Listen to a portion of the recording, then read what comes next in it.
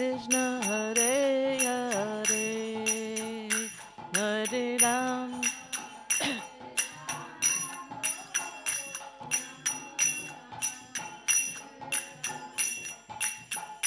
Hare Krishna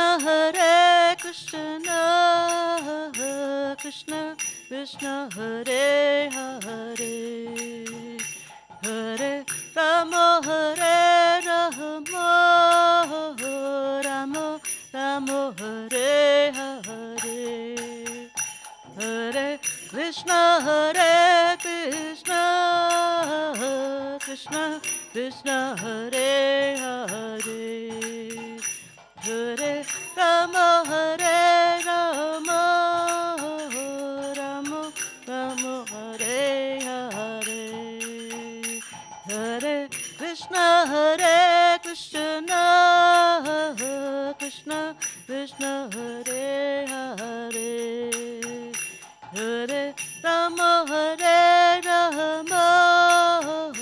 Rama Rama Hare Hare, Hare Krishna Krishna Krishna Hare Hare, Hare Rama Rama Rama Hare Hare. Radha Madhava Ki Jai, Kataraj Srimad Bhagavatam Ki Jai, Srila Prabhupada Ki Jai.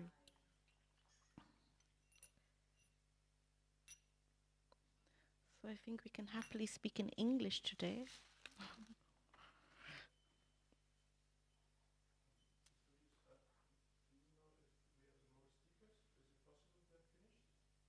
I don't think so. We have many under the... Did you have the shop key? Under the... And another under... And they're in a box that looks like that packaging box. You didn't check? Yes, please. Yeah, because it was many. I doubt it that you could be finished with all of them. It could be by chance that they fell. Yeah, I was just trying to put it all away. So, Om Namo Bhagavate Vasudevaya. Om Namo Bhagavate Vasudevaya. Om Namo Bhagavate Vasudevaya. Om Namo Bhagavate Vasudevaya. Om Namo Bhagavate Vasudevaya. Om Namo Bhagavate Vasudevaya. Narayanam Namamskrita Naram Chiva Narotam Vim Saraswatim Visham Tatu Jayamudirayat Nasta Prashava Priteshu Nityam Bhagavate Sivaya Bhagavate Uttama Shloka Bhakti Bhavati Nashtiki. So thank you very much for coming. We have an almost all Indian-bodied crowd. Very nice. So, Srimad Bhagavatam, we are reading from the 4th canto today. Of course, on the audience. We are not the body, obviously. The creation of the 4th order, chapter 22, entitled Prithu Maharaj's meeting with the Kumaras. A very auspicious verse today, text 14. Up there. So I read one line and then repeat.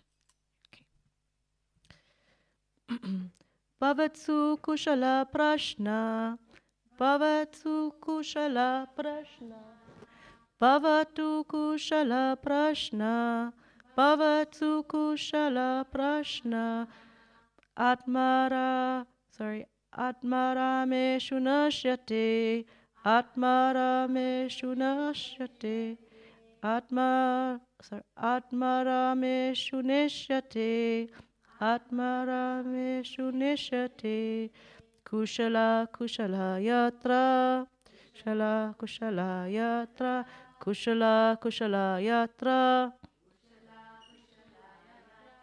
Na Santi Mati Vrittaya Na Santi Mati Vrittaya Na Santi Mati Vrittaya. Prabhu, you want to try? You try to read the verse? Yes, try. Bhavatsu kushala prashna Atmarameshu nishyate. Kushala kushala yatra. Na shanti mati vrittaya.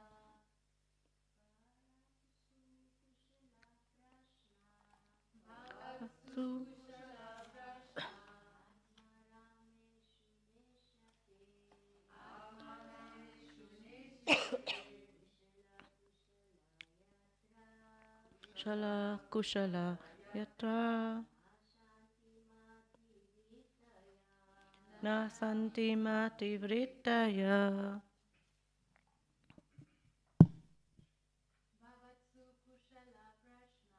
Bhavatsu kushala prashna. Atmarameshu nishyate. Kushala kushala yatra. Shanti vrittaya.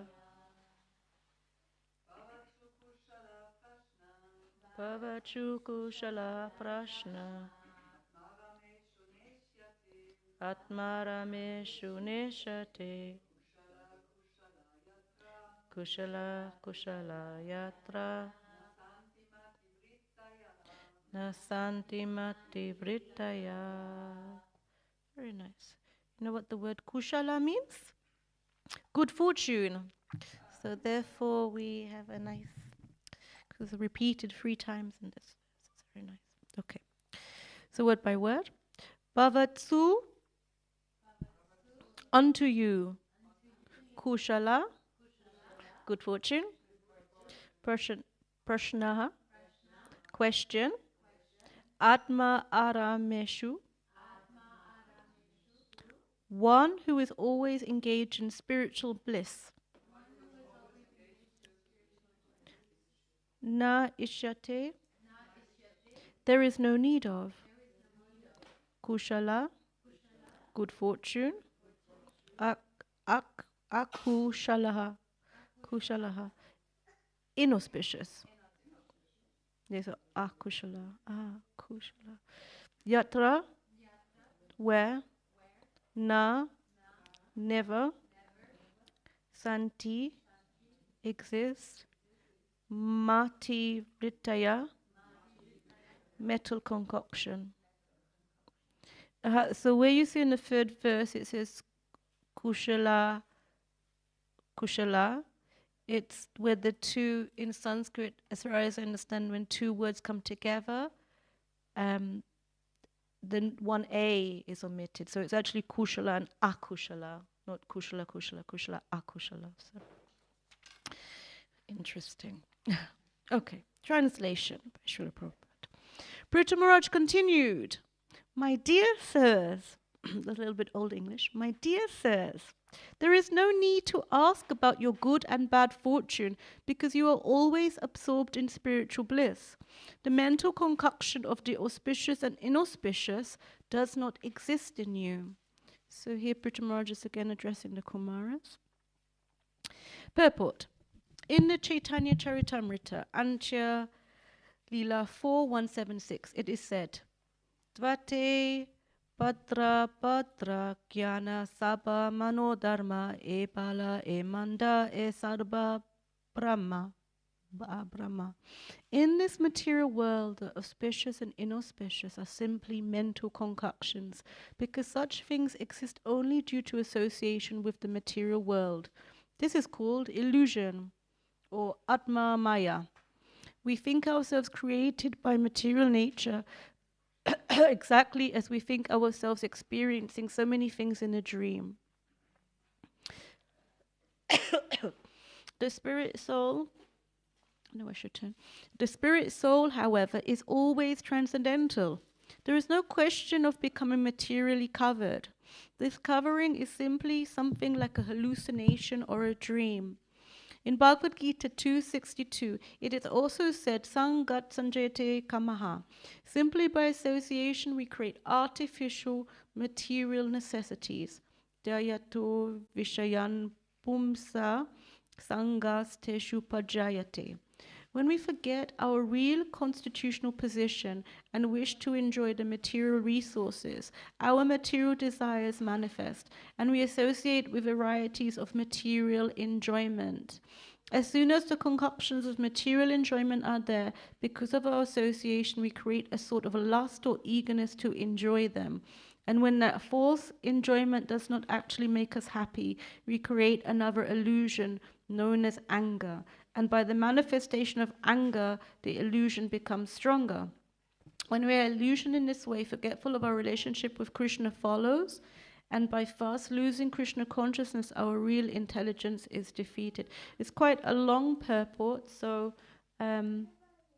we have a very small audience, and they're a little engaged right now. So maybe, yeah, just explain quickly, and then we can continue. No Prabhus came today. Oh, one Prabhu came, thank you. Omagyanti Marandascha Kyanjana Salakaya Chakshuniltem Yena Tasme Shri Gurave Nama Shri Chaitanya Manobhistam Shtapitam Yena Bhutale Swayam Rupa Kadamayam Datati Swapadandikam Jai Shri Krishna Chaitanya Prabhu Nityananda Shri Advaita Gadata Shivaswati Gaura Bhakta Vrinda Hare Krishna Krishna Krishna Hare Hare Hare Rama Rama Rama Hare Hare. Yeah, Brian already asked if you can pack during, but I said if there's focus, because there's so few, it's too hard. It's needed for the packing today, or?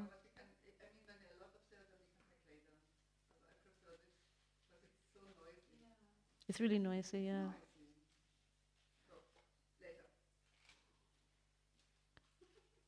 I mean, my boys can help later when they come back from school. I think so, just because you came for class, and in this moment, I don't know, I'm a bit confused. Because it's really, oils, things you can...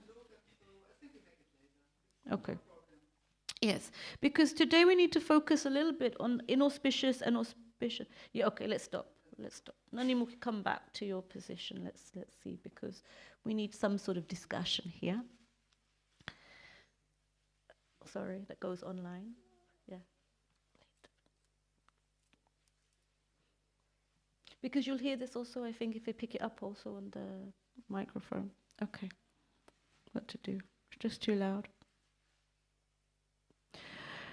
Okay, so in the material world, the auspicious and inauspicious are simply mental concoctions. What do you think of this? Everything auspicious and inauspicious, so kushala and akushala, are just something from a concoction. That's it, huh? Because such things exist only due to the association with the material world. This is called illusion or Atma Maya. We think ourselves created by material nature exactly as we think ourselves experiencing so many things in a dream. The spiritual soul, however, is always transcendental. There is no question of being materially covered. This covering is simply something like a hallucination or a dream. Another point. If I said, okay, just hallucinating, Shireen. Nandimuki, you're just in a dream. This is what it's saying, huh? This is saying that now the concept of my body and where I am, or all of this sort of designations, is just like a hallucination or a dream. Simply by association, we create artificial material necessities. We have a lot of family. I realized when I got into family life, before, when I was some sort of brahmacharini, very few things, just one suitcase, just living out of there, very nice. Children, you know, oh, they need some toys, something to eat, some this, and then you go to put things away, there's no room, huh? It's all full, it's all full of everything. It's the same with this, you know, very many material necessities that we unnecessarily sort of take upon ourselves. When we forget our real constitution position and wish to enjoy the material resources, our material desires manifest, and we associate with varieties of material enjoyment. As soon as the concoctions of material enjoyment are there, because of association, we create a sort of lust or eagerness to enjoy them. Like, if you get a new phone, we need to play with it the whole day. Need to see just settings. Yeah, nice, this app. Yes. And when that false enjoyment does not actually make us happy, 3 hours just surfing. What was it? We create another illusion known as anger. Throw this away. What do we do? Throw it away. Known as anger. And by the manifestation of anger, the illusion becomes stronger. Caught in a cycle. When we are illusioned in this way, forgetful of our relation with Krishna follows. I'll give an example. Sometimes we may be so covered, we have this problem. And then it's not a problem, it's fine. It's fine. It's a problem, why you did this, it's terrible, and if this person, you didn't do this, and why, and how this happened, and yes, it's because of the phone anyway, if we didn't have messages, it would be fine. Okay, how can I sort this out? Maybe I can go on the phone less, maybe I can do this, maybe I go for a walk, maybe. And in that moment, we maybe forget just that relationship with Krishna. It's almost just like we stepped away from it, we step away. When we are, and thus losing Krishna consciousness, our real intelligence is defeated.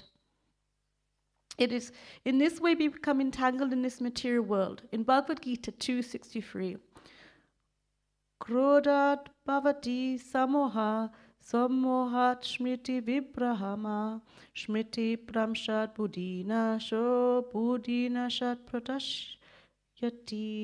By material association, we lose our spiritual consciousness. Consequently, so by material association, we lose our spiritual consciousness. It's an interesting point that's there. It said that we cannot be both in the material and spiritual worlds at the same time. We're mostly in one or the other. Consequently, there is the question of auspicious and inauspicious, but those who are Atmaram or self-realized have transcended such questions. The Atmaramas or self-realized persons gradually make further progress in spiritual bliss, come to the platform of association with the Supreme Personality of Godhead. That is the perfection of life. In the beginning, the Kumaras were self-realized impersonalists, but gradually they became attracted to the personal pastime of the Supreme Lord. The conclusion is that for those who are always engaged in a devotional service of the personality of Godhead, the duality of the auspicious and inauspicious does not rise. Prithu Prabhu is therefore asking about auspiciousness not for the sake of the Kumaras, but for his own sake. Okay, so this conclusion is that for those who are always engaged in the devotional service of the personality of Godhead, the duality of the auspicious and inauspicious does not arise. We're practicing many years. It's like this. Things that are inauspicious or no longer, not like this. Or sometimes we see things very auspicious. Or Nishingachadodas, very auspicious, very nice. Or something, I don't know, some tree fell down, inauspicious, something happened. Or normally we have, this doesn't seem like a sign from Krishna. It is a sign from Krishna. I imagine this inauspicious and inauspicious comes with the line of thinking of pure souls like, for example, Queen Kunti, where she even asks for so-called misfortune so that she can surrender more and more to Krishna. Everything that's taken in our service is therefore meant to be seen as some aspect of spiritual life. So it's not a question of auspicious or inauspicious. In this light, sometimes as devotees, some things can happen, and then the question in the outside world would say, why do bad things happen to good people? Or within our society, we may say, but the devotees, how could something like that happen to them? And mostly one can go to the devotee and speak to them sometimes on this topic. And often, I imagine, I'm not sure, because I'm not so advanced myself, but for those who are advanced, I can use our Narahari Mataji, because she's not here. So. She explained the long history of being here, and there's been many troubling things. But it was just, it was always nice for the Lord, just a little bit now and again. But everything was for the Lord, And you're like, well, it makes it sound like, it was sailing through. There was nothing going on. And it's normally not like that in our lives, right? We begin to do something, and somebody says, what you doing? Where you stand there, stand over here. Where you pay obeisance like this, not now, not your back this way, not your feet pointed this way. Don't do this. It's not proper, not good. Many things but Prabhu, I just wanted to pay my respects to the Lord. I didn't mean any. Yeah, but you should know how to do it properly. Your service. Yeah, but you made this mistake. Yeah, but I was just trying to serve. Would you? Okay, right. And you could see it as, it's sort of inauspicious. Maybe I shouldn't do this service. This person is telling me off. I'm not doing it right. It's anyway too hard. I can't manage it. Or this. Maybe the Lord is not happy with me. Maybe it's all wrong. It's like a negative spiral that we go down to. Actually, if we see it as, I maybe put the ball in the wrong place. Now the Hari Mataji maybe corrected me. It was very nice. Very nice. I was corrected by her, and I will know better for the next time. Then I know she has no bad intention for me. It's good. Or in that moment, we may have been singing. Yes, I sing so nicely. And someone goes, maybe you cannot sing so high next time. We're like, okay. Okay, maybe my pride was coming up. Maybe it was good. Just to lower it down. I have to remember I'm singing for the Lord, not for myself. I'm not so much of a singer, although I have this name Gita that's followed me all the time. But I do like to dance for the Lord. And when you are dancing also, wherever you dance, just as any service that could be in front of other persons, it can bring this element of, oh wow, I do it quite nicely. Oh, do this good. Oh, look at me. Look, my husband is looking. Oh, nice, But actually, the idea of any devotional service is we do it for the Lord. That the Lord is happy. It is not that when we go in front of the Lord, because we think that we should not have too much pride, that we dance like in the corner of the room or away, because sometimes this happens. One has seen it. Sometimes the ladies like to stand right at the back of the room. We hide away. No. When we are there, we should be aware. We are here to please the Lord. It's like if I was to meet Shireen in a room, and we are in this room, and she sits here, and I sit over there. And then she's like, just out of respect, Mataji, just out of respect. We're like, come on now, sort of. In the same way, when we dance, we sing, we do anything for the Lord, it should be to our full capacity. Even now, I think Narahari still, after 45 years, of her time here, she still tries to experiment something for the Lord, some dish or something. She'll still try to make that endeavor. She doesn't think, oh, now I'm now retired, let's let them. No. It's still let the service be of the best capacity, because it's not about me and my service, but it's about me and my offering to the Lord. What is it that I can offer, even if it's not to the best standard? Let me try my very best in that service. I had, there was someone from the ashram yesterday who was learning to cook breakfast from Nandimukhi Mataji. And I said, she has it systematic. Or she's like, yes. She has a way of it all working at one time, and it goes, and she explains it in such a way that I can understand. But yeah, I said, it's amazing. Or it's not that, I said 25 years ago when I came, Nandimukhi was cooking breakfast 7 days a week here. 7 days she was cooking, every day she was cooking. And there is a system behind it. She doesn't think 25 years late, don't care. as something offered to the Lord, let's leave it. Or someone comes, oh yeah, come on, here's the pots, you should know you are young. No. This is like an endeavor of like a lifetime that one is trying to serve, and then you pass it on, pass what you have learnt on over to the next persons. So in this way, it becomes all auspicious. Whether we don't look for any signs, I think, is a level of conditioning. When we become very purely elevated, hand on heart, I'm not at this level, then everything becomes the same. Oh, this happened, okay. One example that I gave when we had this Sangha last week was in the material world, when someone leaves their body or passes away, it's very sad. It's like one of the worst things that can happen. But in terms of spiritual life, those Vaishnavas, those who pass, there's many times someone says, Jay, they will return back to Godhead. Krishna will take care. They will go back. Very auspicious. Let there be kirtan. And in this example that I gave, it was when my father passed away. No, well, 16, 17 years ago. And in our home, we had Bhagavad, I mean, it was not really in the space because he passed away suddenly, but we said, okay, there should be Bhagavad Gita reading. It was very nice to have somebody who, quite famous in England, but he's like a past life father, so he came along.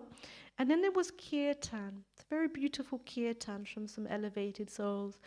And then a friend of mine came, I don't know if she came or she phoned me, and she said, I'm very sorry to hear. And the kirtan was going on, quite loud behind, and she's like, wow, what is that beautiful music? It sounds so amazing. She said, would you mind if I could just hear it? She was like a very nice, normal English lady. So she was listening, and then I put back, she said, but how comes it is like, it's very sad, your father has passed, but it feels like such an uplifting mood. It's such a uplifting moment. And I was like, yeah, I don't know. And from beginning to end, it was like this. My father passed away in between Janmashtami and Radhastami. So Janmashtami had just happened, and it was this. So there were so many auspicious things that came, like garlands of tulsi and Maha outfit, and somehow so many devotees turned up, although I live around 2 hours away from the temple. So one sees, in that way, one saw it as very auspicious in the conditioning, because I've also been some funerals which seem very inauspicious, which is, did not, so one is conditioned in one sense. However, on the next level of understanding, the getting beyond inauspicious and auspicious is that the passing of someone does not feel so wonderful. However, in the spiritual way of thinking, it's amazing, because we're just souls traveling on a journey, and each way we go, we help them along the way.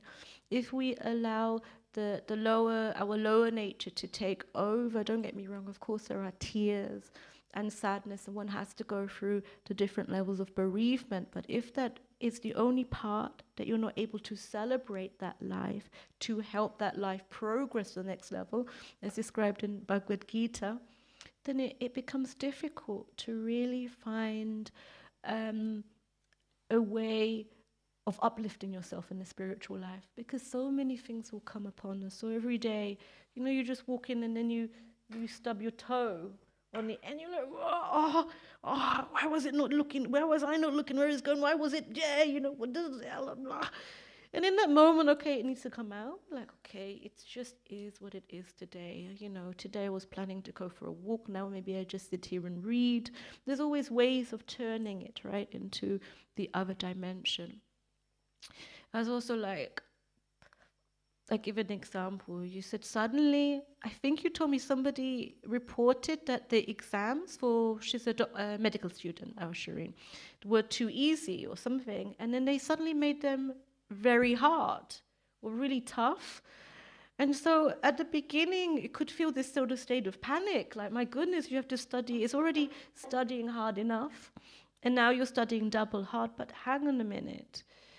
Actually, when you study harder, then you have a deeper level of the subject matter. So what you gain is better. It's like also Charu, now he goes to gymnasium, the English level is really high.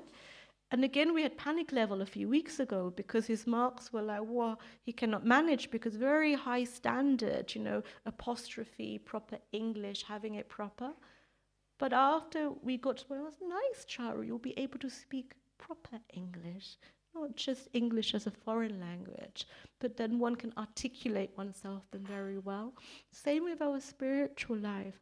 When Krishna pushes us sometimes out of our comfort zone into an area where we have to try, the mind kicks in and says, why this happened, why I lost my job, what happened. Prabhupada also, I think his pharmaceutical factory got raided, all these things happen. Some difficult things may happen in our job that we were doing many, many years.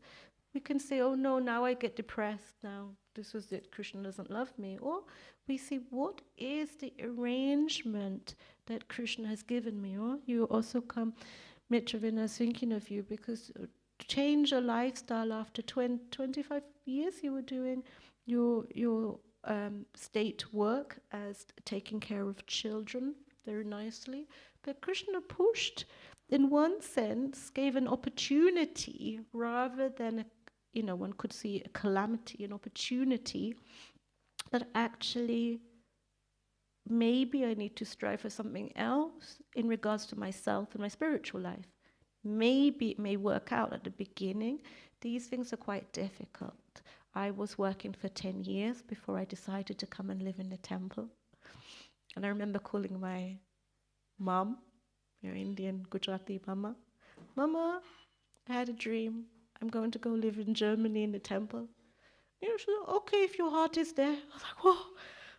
Most mamas said, what you going to do? What's going to happen? If your heart is there, go. Okay, nice. Came to the temple, one suitcase, fly. Okay, now live in the temple. Okay, the heating doesn't work. Huh? The Indian body, 2 weeks. 2 weeks, no cold water, no heat. Okay, right. Okay, this means that less time in the shower, more time for other things. Let's go. Okay.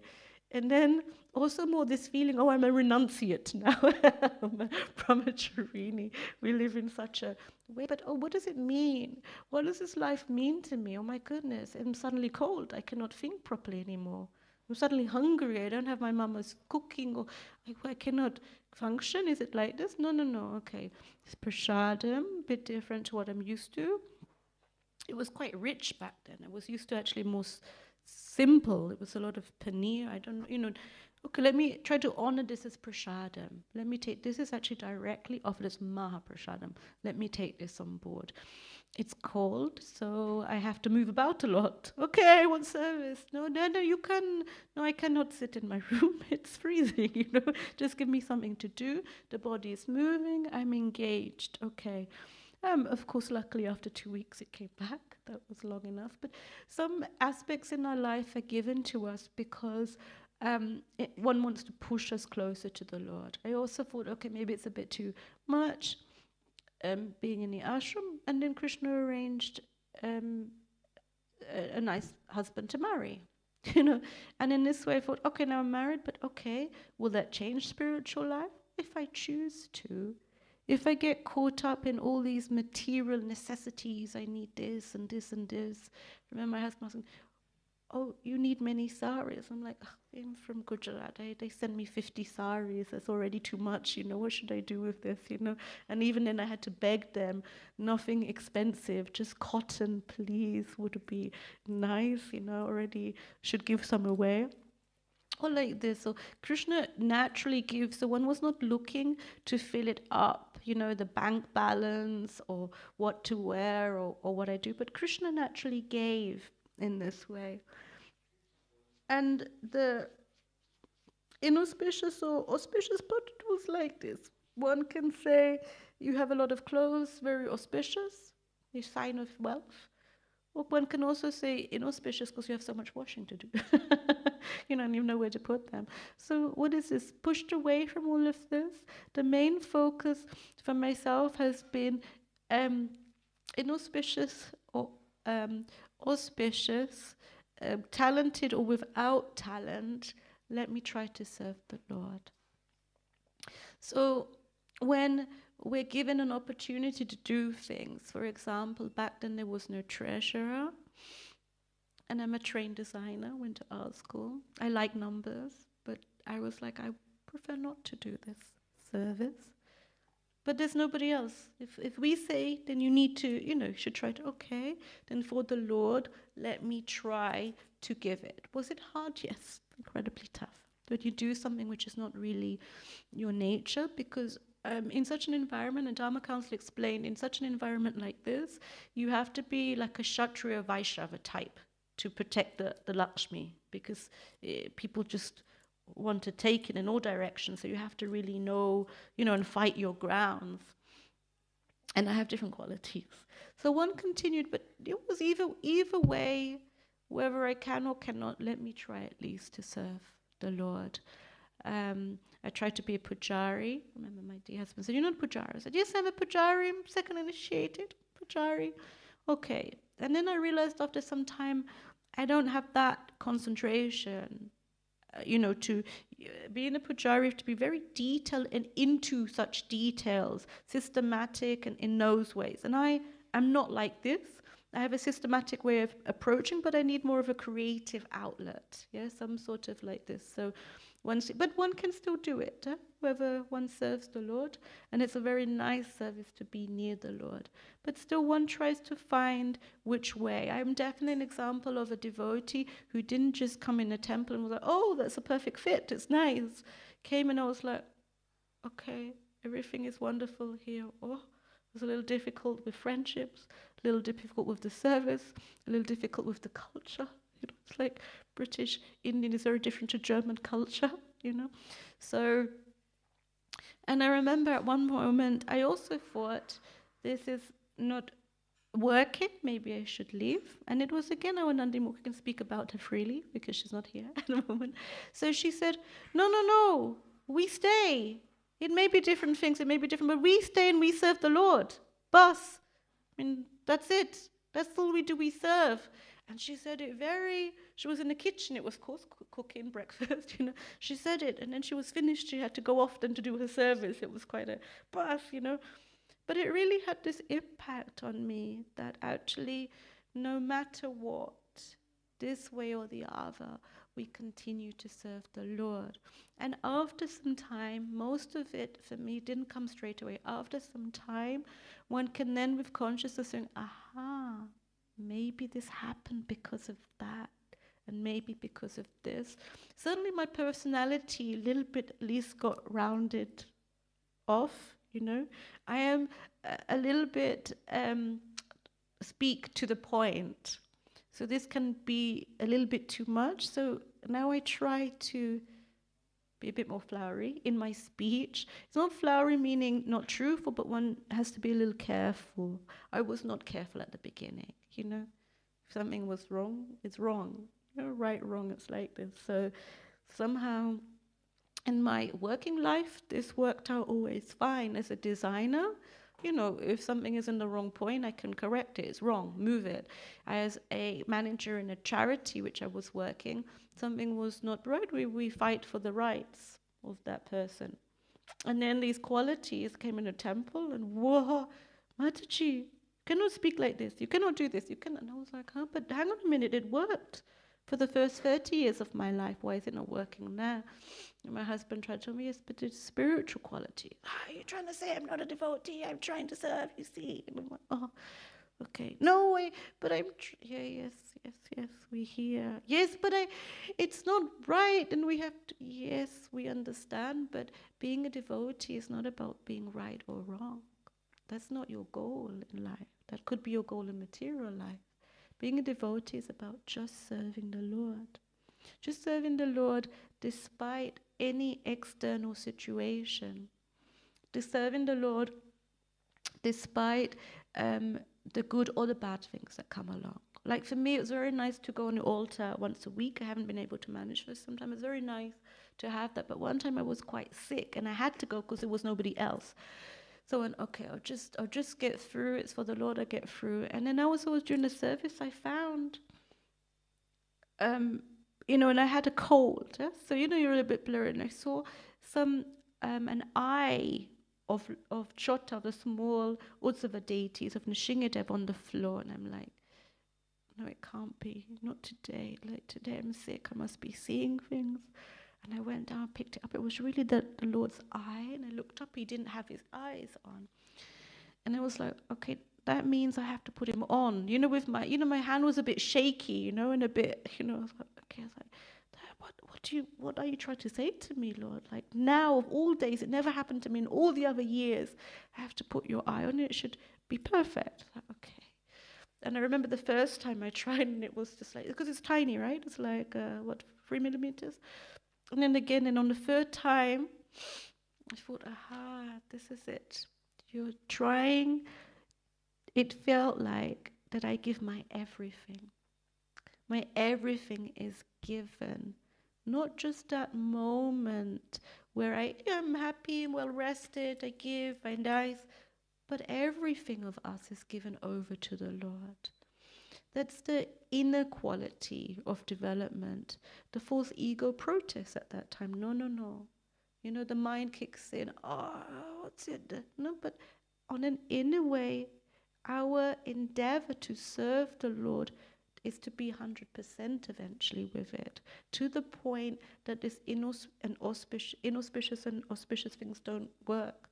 When I saw the eye, and I thought, oh, that's so inauspicious, the eye is on them, so wrong, what can they do? Then I was trying to put it on, and I thought, wow, like, it's actually amazing. It turned around. I thought, wow, on such a day, I'm given this extra part to push it back out again. And I find that in spiritual life, after living quite some time, you sort of get used to the different waves, up and down. But at the same time, if we pay close attention, the Lord is still pushing us, like, give a little bit more, try. At this moment in time, I'm just finishing the design of a book. And there is a moment also as you're designing, just as I think in everything you do, you can give 50% because comfortable. I just give what I can. Or you can give a little bit more. And there's another element where you think you're giving everything. Like, I'm not a singer, but funnily enough, for years I was in different choirs.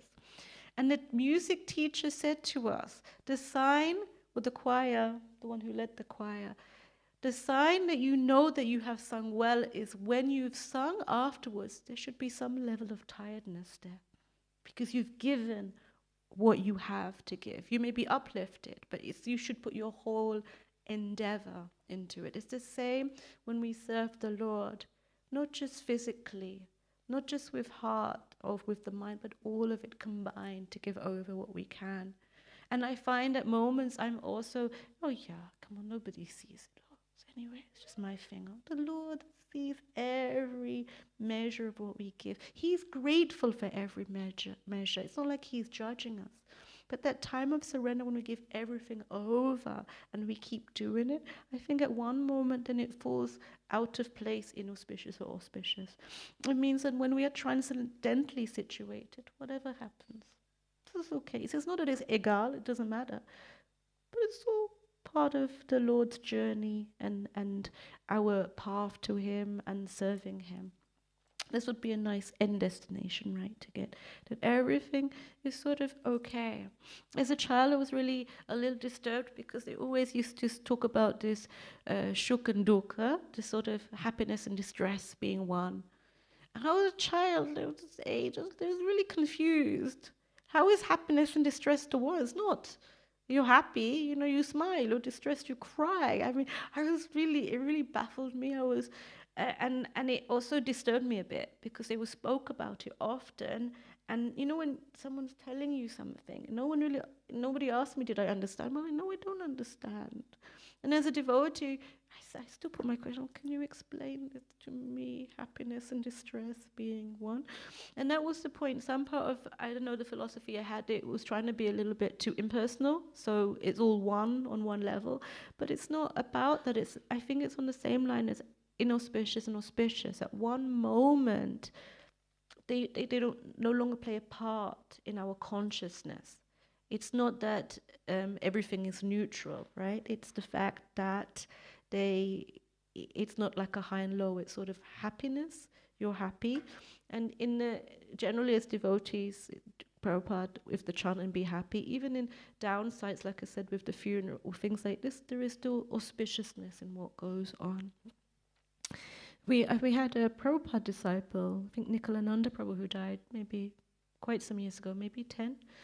And but when he passed, somehow Charu, I know, cannot be 10. Charu was 4 or 5, and we were going, but children we don't normally take, right? Charu was like, Mama, can I come? I was like, Charu, you don't have to come, but Mama would like to come.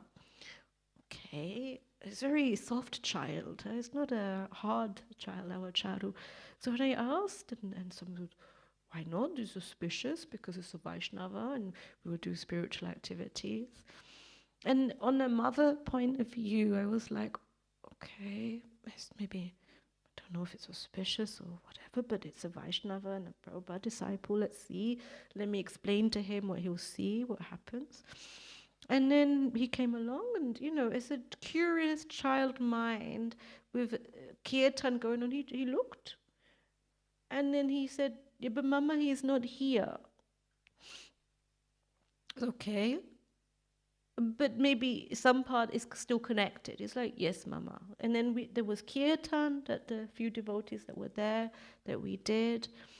And it was very uplifting to see what we understand. So in this way, I already felt that my boy had a different way of approaching than myself. I was not given such knowledge or insight. It was always like, you don't talk, you don't go into such an area.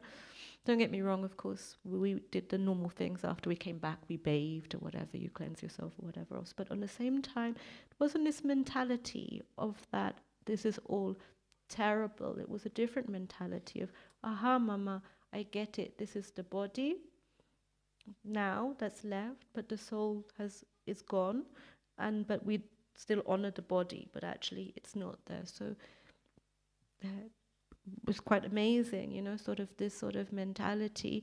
And if we understand, we go deeper also into our spiritual lives. I look back sometimes and think, oh my goodness, when that happened to me, also Natama, was the most terrible thing ever. My God, I didn't imagine anything could be worse. And then I will look back and go, oh, that was amazing. That was so amazing because I learned X, Y, and Z in such a way that I can give that over to the Lord. Even inequalities, which I speak individually, these qualities that we nurture within ourselves as devotees, to be peaceful. Peace comes often when we overcome difficulties in life. Peace is not just a state of being when everything is going right. When we can be peaceful in calamities is the time where we know that maybe we're getting a little closer to the Lord. Because it's this inner peace that comes no matter what the external is given to you. I think being a Sankirtan devotee, you have to find that too, because I explained that last year was not such a great experience for me because inside I was protesting. This side last week we had a wonderful experience in Straubing where I was like, still, what am I doing here? All these people don't want to take a book. They don't want to hear about spiritual life. What has happened was, yeah, but maybe they just don't know it. Like if a child doesn't know how to go to the bathroom, how can you blame them, right? Or how can you make any judgment? This comes over time. So with prayer and with good company, it just became better. I was like, what if certain people will take a book, And then I prayed, come on, Krishna, send me somebody. And I think I prayed, send me a devotee. And imagine in Straubing, it's like an hour and a bit away from here. Somebody just came and went, oh, Gopi Gita. Do you remember me? I'm from Dusseldorf. I'm studying here. And I thought, wow, amazing. Some Indian-bodied student now. She's a student there. She also took a book, by the way. And she just remembered, but I thought, imagine in this place where hundreds of people are coming. Again, Krishna sends somebody. Or Charu was distributing. This is the main force behind. And I felt like, oh, they're all saying no to my boy. They're all saying, he keeps going, he keeps going. And again, amazing people, you know, they just turn up, they just come along the way and just be like, okay, give a donation. And then in that moment, you have to capture them. But somehow, luckily, Mitravin had already said, but we need to have some online setup. And I was like, oh my goodness, what online setup now? And just through a QR code, he could pay directly to the temple. It was amazing, you know. And then Charu was jumping up. He gave a nice donation. Different things like this along the way. But I have to say, it was the inner orientation that changes. One also saw with those practicing devotees like Sanjay Prabhu and also Mitravin, when something clicked in, it didn't matter that we are in the middle of a marketplace where they are selling meat, or it's all about material consumption. You know, when they're shopping area, it doesn't matter. In that moment, everything is nullified because there we are with Krishna's books. But the consciousness has to somehow link in with this. I mean, experience, I think, does help. Krishna gives this, but this element that it is what it is. So in conclusion, maybe we spend 10 minutes packing biscuit. Feel a bit bad. In conclusion, it is said that what did I read here? I skipped the verse, went to the wrong one. In conclusion, it says, those who are always engaged in a devotional service of the personality of Godhead, the duality of auspicious and inauspicious does not arise. So when it does arise, a possible conclusion is that we can question, is it our material senses kicking in? Mostly it is. I don't mean it in a judgmental way, but mostly it kicks in. Mostly the material mind kicks in. No, come on, this is not proper. Like, come on. But we can then say, okay, what is auspicious about this situation? Okay, you know, let me carry on. There's a lot to be said that if you fundamentally understand that our path is going back to Godhead, fundamentally understand that our path is to remember Krishna and not to forget Krishna, when you understand those elements, then the small or big things that come and challenge us are no longer obstacles, because our focus is there, right? Other things are there, maybe pushing us in one way or the other. I'm sure there are many paths also back to Godhead. But what is the path that we may choose? Sometimes it feels like a very cozy walk in the park, and other times it feels like the highest mountain, right? That we cannot climb. Huh? You have children, but I have to think of his test or his this. What we can still offer it over to the Lord. Please help him. You know that one can speak when it's a lot of discipline one needs to study. It's discipline that is needed to also work. Like Mitravini also, you know, if you woke up one day and said, today I don't want to have the children. Okay, they'd stay at home. It doesn't work like this. Some days in our consciousness, it may be, I don't want, I cannot do, let me not.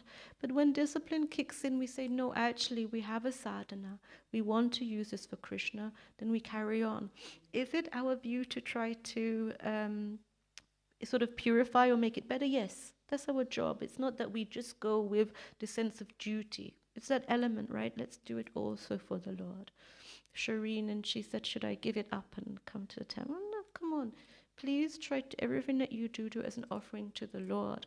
We always need doctors. In this world, we need also truthful, well-abiding spiritual doctors, right? So therefore, anything we do, we should make a good endeavor in that approach.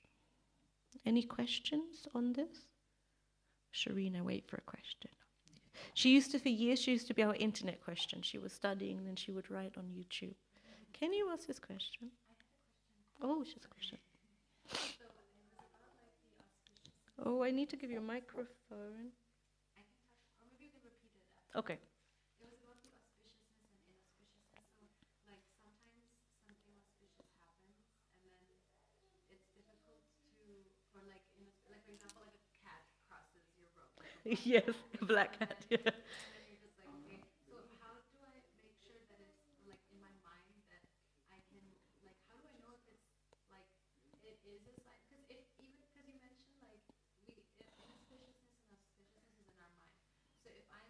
Yeah, it just mentioned in the verse, yes. Yeah, and if I'm Krishna conscious, then like I will be aware and I will try to eliminate both of those. But at the same time, if I'm Krishna conscious, like what if it's a sign from Krishna that it's auspicious or inauspicious? You know what I mean? Like, Yeah, so I have to repeat this because I also know when I listen to class, suddenly there's a blank, someone's speaking. So Shireen's question was, so as we heard, that you have, oh God, when anything auspicious and inauspicious is coming from the mind.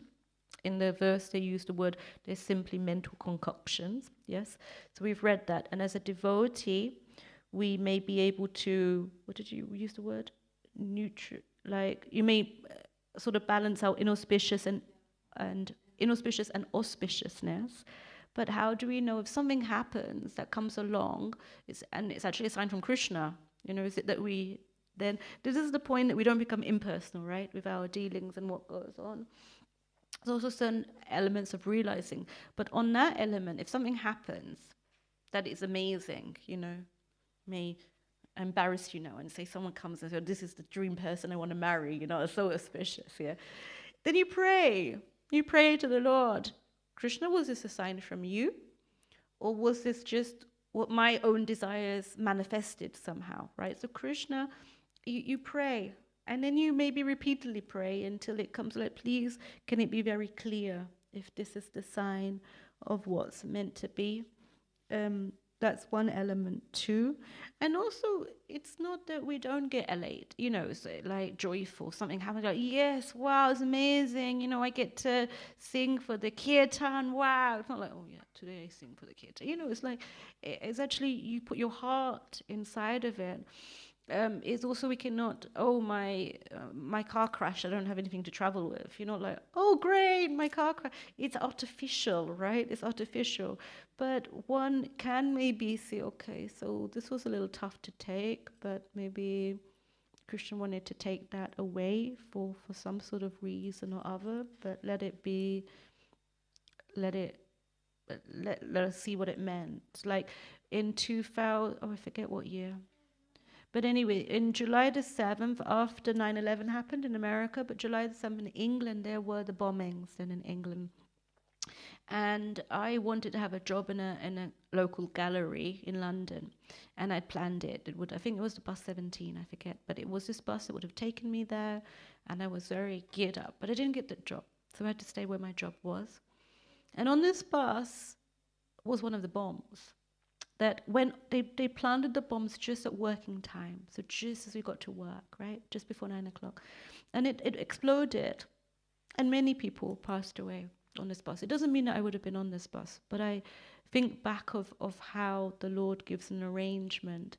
There was also, I think my cousin was due, she got 2 job offers, and one was on these Twin Towers, and she got another job offer, and luckily she took the other job offer at that time. So Krishna somehow arranges something where one is grateful that something that seemed maybe inauspicious, that you didn't get something, you know, happen along the way. Sometimes I also think, refer back to Bhagavad Gita, where it says the beginning, sometimes what is like poison at the beginning is like so blissful afterwards. One can sometimes see that with chanting. Some people chanting Hare Krishna, so many? 16 rounds? Times 108? Like, come on, like, how many?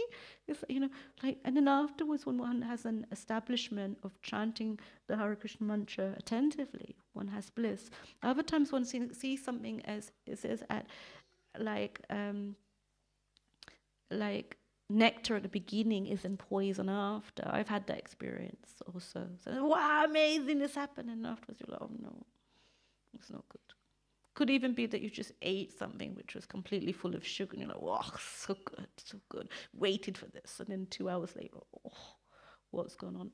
But things like this also give sort of smaller examples, but I've also seen it in terms of dealings, relationships, whatever. Like, one has to be, such examples have taught me to be a bit more cautious. I'm like, you know, sort of your energy, okay, wow, great, go for it, let's do it. But sometimes this caution gives us the balance up of, let me see if it's really the right decision for me. You know, my mind is saying, yes, Krishna's arrangement, of course it is. but actually we don't, we just have to let it settle, give it over to the Lord. We are then more in the mode of goodness, of course, and then we can make a better decision. On that, inauspicious and auspicious, when we go beyond it, it's like going beyond the free modes of material nature, being on a transcendental element. So, and being realistic, we have to understand where we are. Like mostly I'm running around, so mostly maybe mode of passion, at the most, like this. I'm too busy, sometimes I get too depressed, but occasionally the mind wanders into things it shouldn't do, and occasionally maybe into goodness.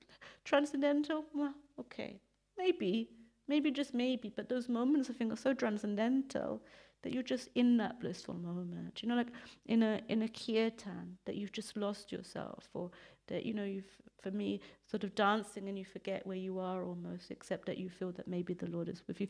Things along those moments. I know people who cook, sometimes you just feel that they're completely there, and they imagine, okay, this is me cooking for the Lord, directly, or like this. But those moments are quite, a little bit rare, but we're building them up. Burjan Prabhu calls it like jewels. They are jewels in our spiritual life. Is spiritual life real? Yes. But because we just have these jewels, these moments, we think it's not real. We think this world, get back to the material world, get back to the real world, means material life being miserable. But that's not true. Essentially, we are happy and ever blissful spirit souls. So we have the element of that also from the spiritual side. It's absolutely wonderful and amazing. And auspicious for us is certainly where we want to begin with, right? If everything is completely inauspicious, like, I don't know, we decide not to take a bath today, or we do things, it doesn't matter. It doesn't work, right? We try our best, we let Krishna do the rest, and then at one moment, those dualities, as we see sometimes in realized souls, like the guru, the spiritual master, you see there's like some line they seem to have crossed over. Doesn't really seem to matter. For example, Kadamba Kanana Maharaj, he often dealt with so many, not just disciples, but other problems. But he didn't look bothered by it so much. Sometimes he would speak, but he always was away from, this way or the other. Just continue, just carry on. But it felt like he saw something more than we can see. You know what I mean? There's something more. And then I think at one level we will also get that it just crosses over into that aspect. And then we are there, right? One moment. Until then, we have so many varieties of levels in spiritual life, which is also amazing. Do we want to pinpoint, I'm just on level 2, no, that doesn't matter really ultimately. It's just good to know that we will get to that point too. We will also find, as we experience spiritual life, after some years, the things that bothered us before don't bother us. But maybe other things still bother us, So it's still a level, right, of transpiring and going over. It used to affect me quite a lot that I didn't have that higher upper mentality. And what would happen was, as I've seen with many, especially Matajis, we get almost into subtle level of depression.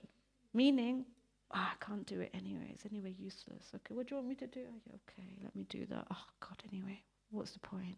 So you do the service half-heartedly because you think, oh, God, I cannot do it, and if my heart's not anyway, if someone criticizes, I'm fine with it. It's not the point, right? So you just shove that away. Our level is perfectly wonderful, and Krishna will give us the ability if we want to push it next level. Around 15 years ago, I designed the book that I'm designing now, but I was very scared and nervous. There's guru for guru and this. So I made it it was a very timid design. And when it came out, it was also like timid. And I didn't get it. It took me like 10 years or longer of living here to realize it was this element that I'm holding back. I'm serving. I'm physically serving, and it's all proper and nice, but I'm holding back that sort of creativity that can be given in this service, what I give, and what I will give over to the Lord. And when that's pushed out, there is some synergy that you reach. Most people will agree with this, that you understand that you give it to the Lord. When someone highly realized preaches, and they preach to such a way that you're like, oh, that makes sense to me. And then you look back on the words, so you're not completely sure what it was that they said, but it made sense. It's that sort of level that we cross over. It's like your aspiration, because I know like you like to sing. Very nice. I was wanted to say, and I'll say it now at the end, it was amazing to see how you've developed also as a madanga player. You know, like you played always, I think, nicely, but it's even more. And you can hear that you practice or have practiced and that you remember this. You know, I know your teacher's happy with you too, you know. So it's like this. We learn and we try to put that into practice. The harder things we have to practice more. That's just the way of it, right? You know, like my boy cannot spell, so he has to practice that more. I'm terrible with German grammar. I have to practice that more, you know. It's like, what to do? More practice, but it works out in the end. That's why we have to learn to also ultimately practice remembering Krishna. We have to learn to practice how we can serve Krishna. We have to learn how to be alone and have that time with Krishna, not just physically. I give you a list of what I did. What does it mean to actually see the Lord, to be with Him? You know, sometimes it's Indian. That means I have to give up. No. I had to speak to, do I have to give up everything? No, you don't have to give up everything externally. Just internally change that perspective. Let me try, my Lord, how can I serve you? What can it be? Go home, you cook, you offer it to the Lord, and it becomes prasadam. Still make nice things. So you, in the evening, maybe you read Krishna book to your child. Then she already has this. Some Indians tell me, but my child, we were coming now to the temple sometimes, but now she's 20, she has no knowledge. But we have to feed them some information, right? We cannot expect, if you're outside of India, that they naturally gather that information. I live in the temple, I know my children pick up information from here differently, but we still has to give some input outside, right? And that input from what we've learned will then transpire to them. Otherwise, we cannot imagine that the school will teach them those spiritual knowledge, right?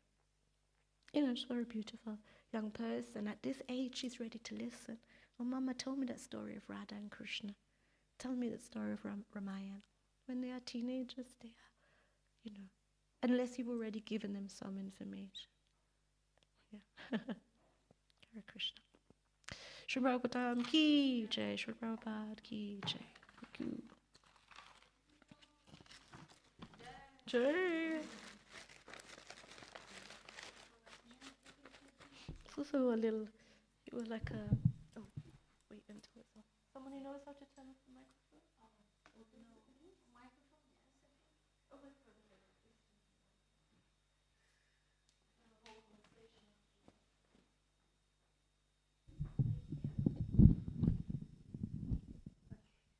I have no.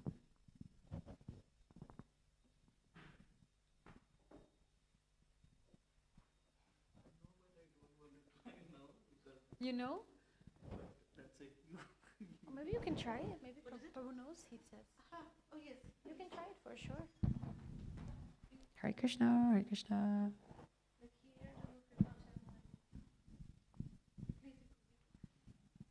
Because it just stops recording.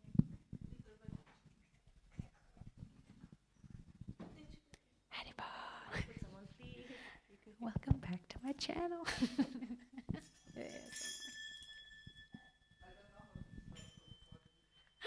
There's someone in the ashram who knows how to turn off the live join settings. us. Please join us in the temple room.